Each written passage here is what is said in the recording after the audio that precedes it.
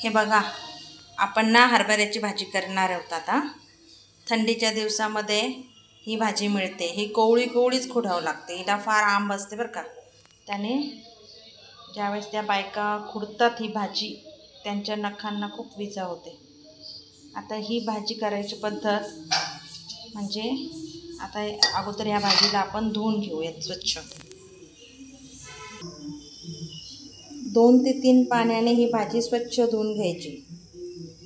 ही भाजी घरी आणल्यानंतर त्याला चांगलं झटकून घ्यायचं, कारण त्यावर आळ्या देखील असतात। 2 ते 3 पाण्याने ही हरभऱ्याची भाजी स्वच्छ धुवून घेतली।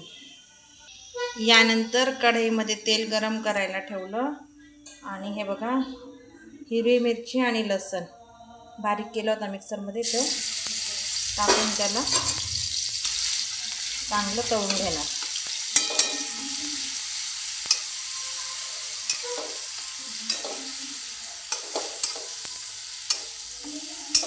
आता हे छान तळून झालं, आता ती भाजी कढईमध्ये टाकणार।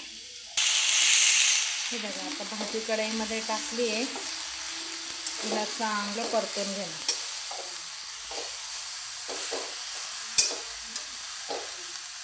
खूप सोपी पद्धत आहे ही भाजी करायची, याला घोळाला देखील म्हणतात।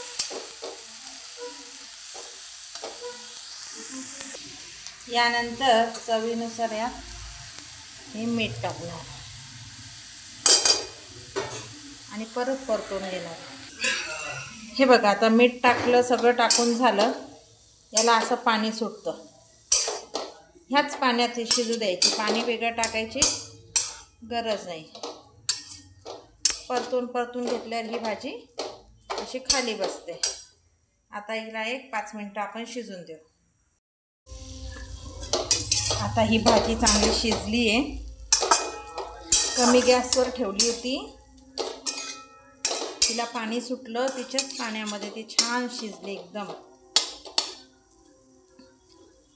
ही हरभऱ्याची ओली भाजी खायला खूप चवदार लागते, आंबट अशी चव लागते त्याची। थोडंसं तेलाची धार सोडू आता आपण।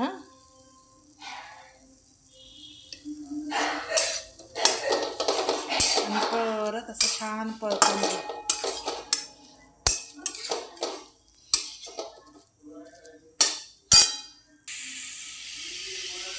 आपली भाजी आता रेडी आहे, हरभऱ्याची ओली भाजी। तुम्ही पण नक्की करून बघा।